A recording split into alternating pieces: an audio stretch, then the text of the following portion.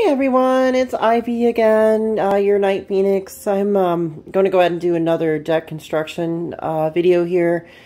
This one it's one of those, you know, again, people probably don't like this type of deck sometimes at the table, but it is a thing. I mean, you know, there's some pretty aggressive decks out there, so the design behind this one is just really to lock people down. So we're going to go ahead and jump right into the commander.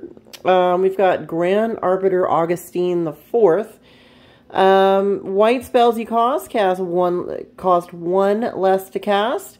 Blue spells you cast cost one less to cast. So you got a double coupon going on the commander. But of course, your spells, your opponents cost one more to cast. So you can kind of see where this is going. Obviously, it automatically buffs you and then debuffs all your opponents. So as a general rule, a lot of people don't like this guy very much, but it is a very control-heavy deck, and it sort of kind of taxes your opponents to give you more advantage. So without any further ado, let's go ahead and drop into the 99 and see what we can come up with. All right, so the first card I have is this guy. He's like the cheapest win in EDH. I mean, all I'm going to say is that, yeah, he already started 40 life, so as long as you haven't lost any and you put this guy out, well, if he makes it around the whole table, I guess you win a game. It's a good way to kind of bait somebody's removal, instead of removing your commander or something else. This is a good way to bait somebody to get him out. If they got nothing to remove him and you get lucky, well, you win the game. It's happened, believe it or not. It's actually happened that I've won with this guy. It's hilarious. It's the only reason I put him in. Next one we got is Grand Abolisher. During your turn, your opponents can't cast spells or activate abilities of artifacts, creatures, or enchantments. So basically, you can't get countered. When you're putting stuff out, he's so useful. No one can just come up and, you know, you put your guy out and then it's just countered immediately. So very useful to have this guy. He only costs 2 mana, too. Really good deal for 2 mana. Another kind of protection thing. Next, we got Augustin. She's 8 mana, so you might have to wait a little while to cast her. But when you do, of course, she gives all your permanents indestructible. So it's a really great card. You know, if you can get her out, well, then there you go.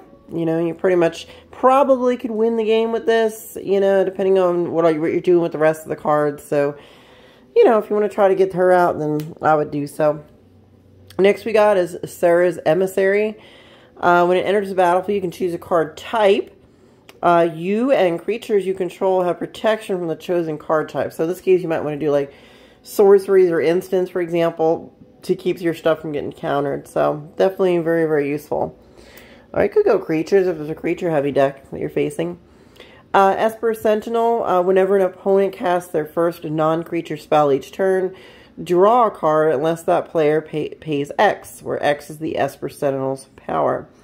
So basically gives you card draw. It's kind of like a Rustic Study, a little bit different, but, you know, a good option for you to make card draw. We got this guy, Phantom Warrior. Just put him in, make him an unblockable. You know, maybe you want to do something to him, or, you know, you have a lot of variations of this type of deck. So I just wanted to throw this guy in to kind of see how you might use him. Maybe in a Tron build, like an alternate Tron like if your commander is a Tron-based commander and you put this guy in here, kind of just to show what he can do. And if you wanted to modify this deck to be more aura enchantment heavy, you could use this guy to get in for damage and stuff. So really kind of neat. Next one we got is Master Thief. When Master Thief enters the battlefield, gain control of target artifact for as long as you control Master Thief. So you can take someone's soul ring with this guy. So boom, take their soul ring and get some mana generation off of somebody else's stuff. So very useful. We got Windborne Muse. Creatures can't attack you or unless their control pays 2. So again, there's a lot of defense cards in here. So the defense is designed to slow down your opponent's ability to remove you from the battlefield, because as you're going to see, you'll definitely be quite a target once you get pretty, maybe 10 turns deep into this deck. Next we've got Zatalpa, Primal Dawn, Flying, Double Strike, Vigilance, Trample, and Indestructible. Very useful to have. He's protected against board wipes. He's indestructible. Unless, of course, they're, you know, sacrifice board wipes or, you know, just globals where they just cause you to exile stuff or whatever. All right, so far so good. Next we got this guy. Whenever he's a flyer, of course, Madamai, I think, the Ageless. Whenever he deals combat damage to a player, you take an extra turn after this one. Of course, he can't attack during the extra turns, but you can kind of see where that goes. He could, again, you want to slow down everyone else's game, and then, of course, speed up yours so you can get more of your stuff out. Next one we got is going to be Daxos of Melitus. He can't be blocked by creatures with power 3 or greater. When he deals combat damage to a player, exile the top card of that player's library. You gain life equal to that card's converted mana cost. Till end of turn, you may cast that card, and you may spend mana as though it were mana of any color to cast that spell. Now, the important thing about this guy is that he kind of can get through very easily, considering that, you know, somebody at the table is going to have just a board with, you know, maybe a power 3 creature on it. So you will be able to get this guy and maybe start using some of their stuff. That's the point. I also checked some of my earlier videos. I made a commander deck as this guy is the commander. So he makes a good Tron build commander, if you kind of follow where I'm going with that. So, you know, by all means, go back, review some of my old videos, and you'll see Daxos there as the commander. You can see the deck I built around him.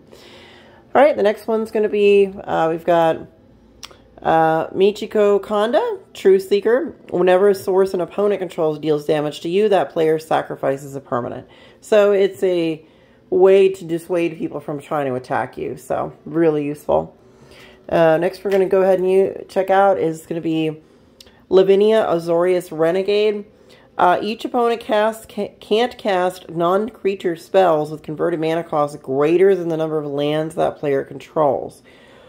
Whenever an opponent casts a spell, if no mana was spent to cast it, counter it. So this kind of shuts down some of those auto cast abilities on some variety of cards that are out there.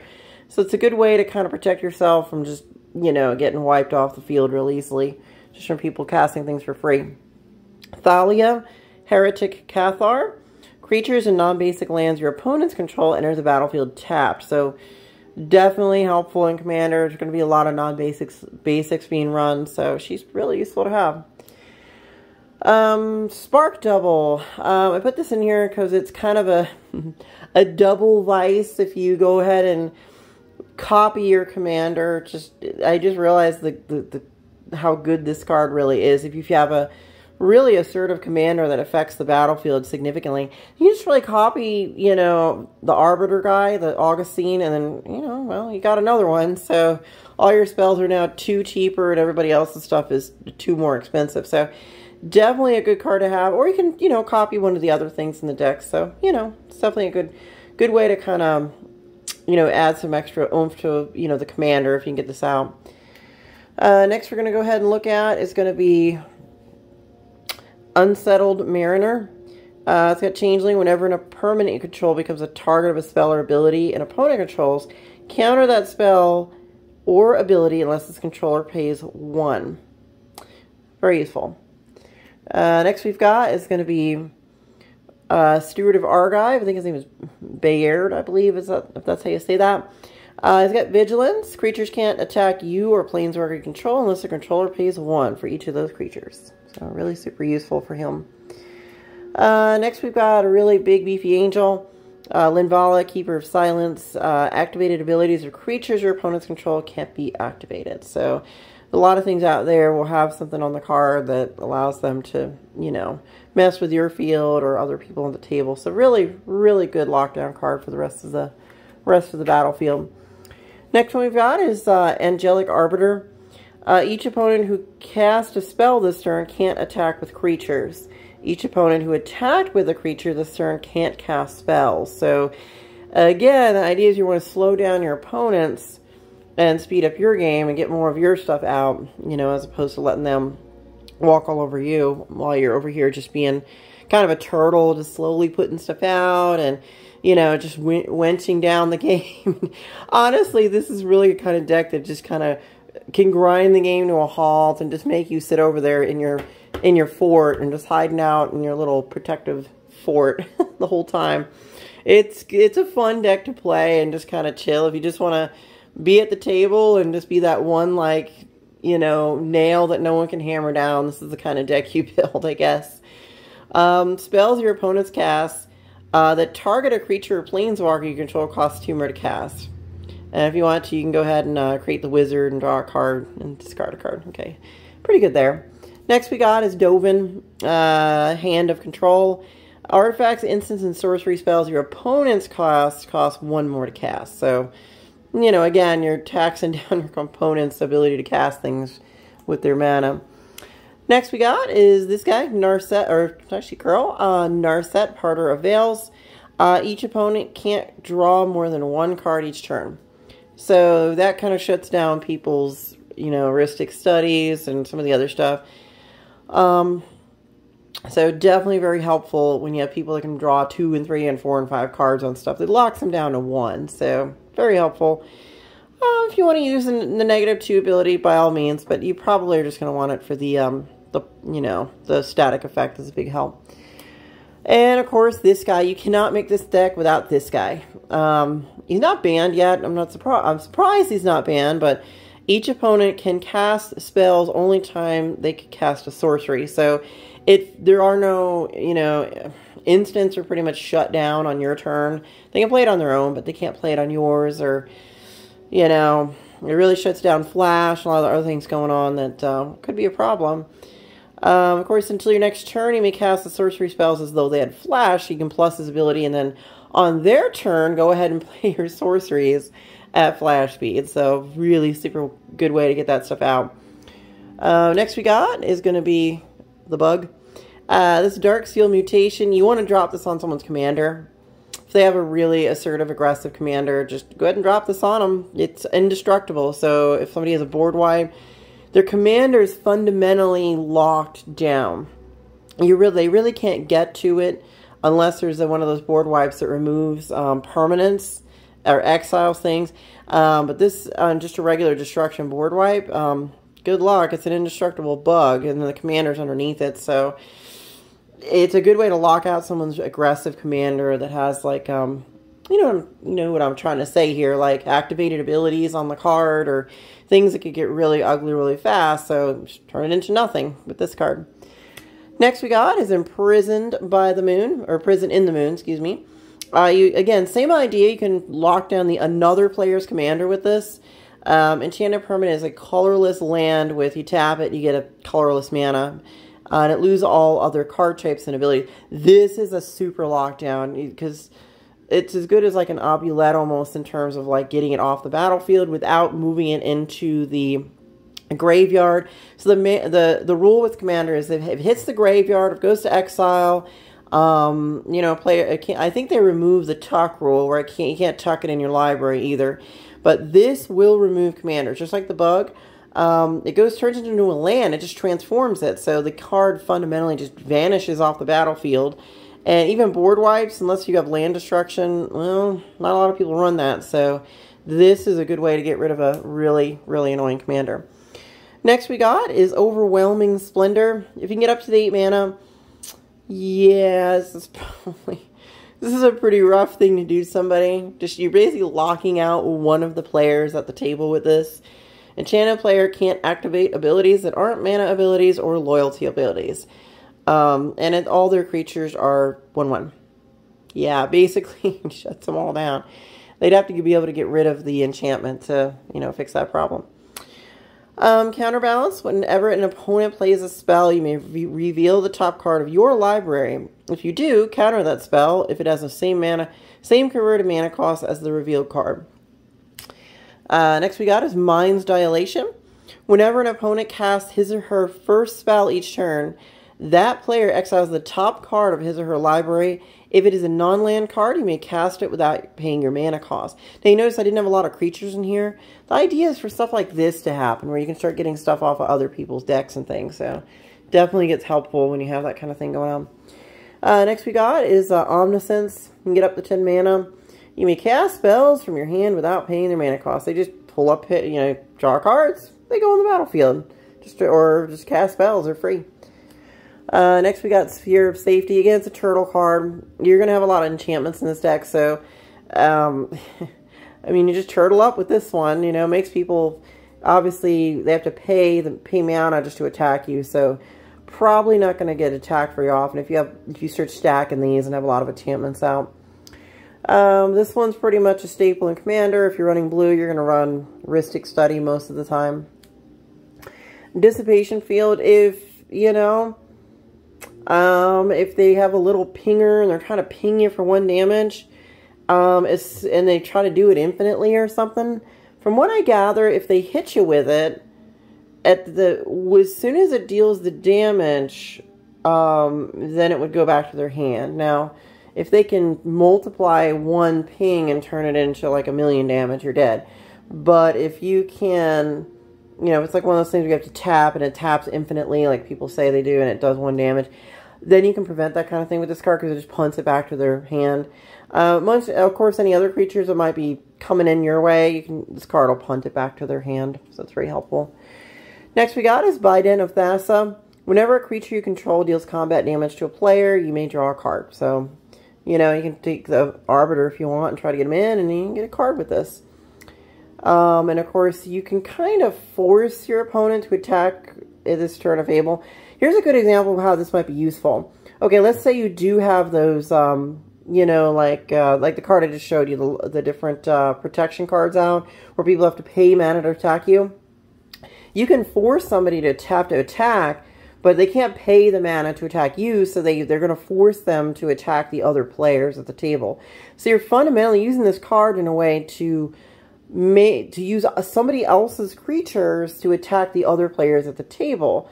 So you can kind of see why I put this in here. It does have a lot of, you know, benefits and merits the further down the game you go. So the next one we're going to do, again, is another turtle card. The whole idea is to keep people from attacking you.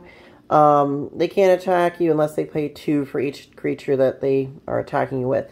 And again, with the Arbiter and all the other stuff, you know, causing them to have to pay more to do stuff, it's just, you know, stacking up and stacking up, where you're just turtling yourself in this little fort you're building here. At the beginning of your upkeep, if an opponent controls more lands than you, you may search your library for up to 3 basic land cards, reveal them, and put them in the hand. Then shuffle your library. So a good way to pull lands out of your deck and, you know, get them out. You know, you always have lands in your hand so you can continue to play your spells. Really good stuff. Land Tax is a great card. It's been around for a long time, and, you know, I don't have a lot of copies of it, so I try to, you know, put it in a couple decks here and there and move it around sometimes if I need to. During your turn, prevent all damage that we dealt to you. So that's also helpful. If somebody's got a red deck, they want to do direct damage somehow, well, then you can stop that during your turn. Next we got is As Foretold. At the beginning of your upkeep, put a time counter on As Foretold. It only costs 3, so that's pretty good. Once per turn, you may pay 0 rather than pay the mana cost for a spell you cast with converted mana cost X or less, where X is the number of time counters in As Foretold. Amazing, amazing card. You can just start playing stuff for free.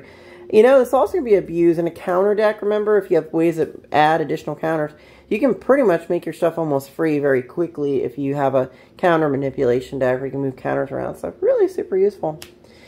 Next, we're going to jump into some instants and sorceries. First, we got Ponder.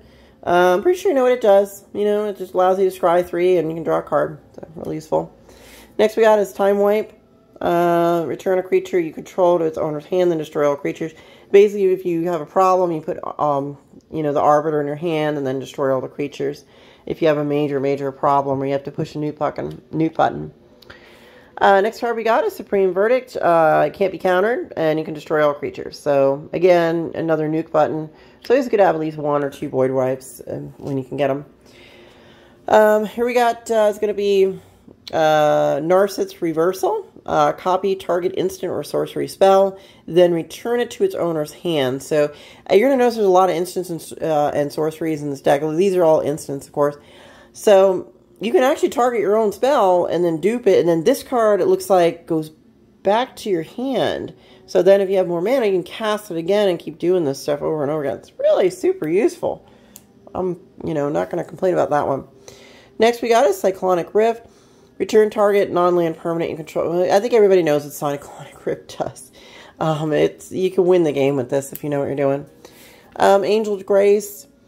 You can't lose the game and your opponents can't win the game this turn. So if they think they're going in For the win, this will buy you at least 1 turn. So, very useful. Next we got is going to be Dissipate. Counter target spell. If that spell is countered this way, exile it instead of putting it into its owner's graveyard. So there are things people can get out of their graveyard and recast. This helps prevent that because it goes into exile when you counter it. Think twice is for card draw, flashback, and you draw it again. So pay the 2, get a card, flash it back, and get another card later on if you want to do that. Jobin's Veto. Counter target non-creature spell. You can counter that stuff. Remand and counter target spell. If you do, return that spell card to its owner's hand and draw a card. So it definitely causes them to have to, you know, again, replay or respend mana to cast it. Mystic Confluence. Choose 3. Those you may choose the same mode more than once. Counter target spell unless its controller pays 3. Return target creature to its owner's hand, or you can draw a card, and looks like you can do them all. So really a great card.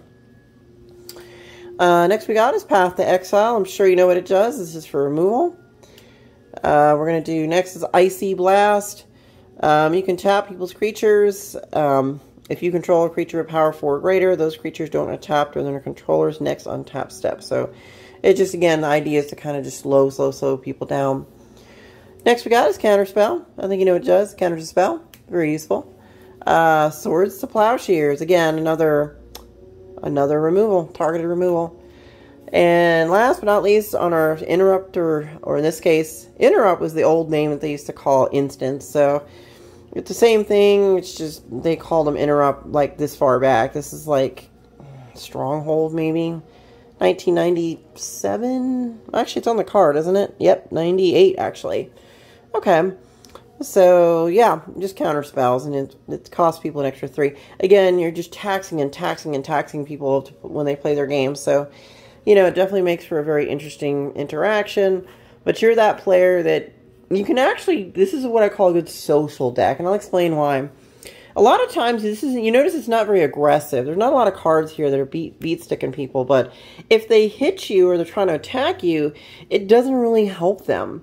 So the deck really just kind of lets you sit there and sit there and sit there and just socialize and play Magic, but it kind of does shut down some other people's ability to play. So, you know, it's a two-way street. You want to sit there and go through 20 rounds of Magic, sure.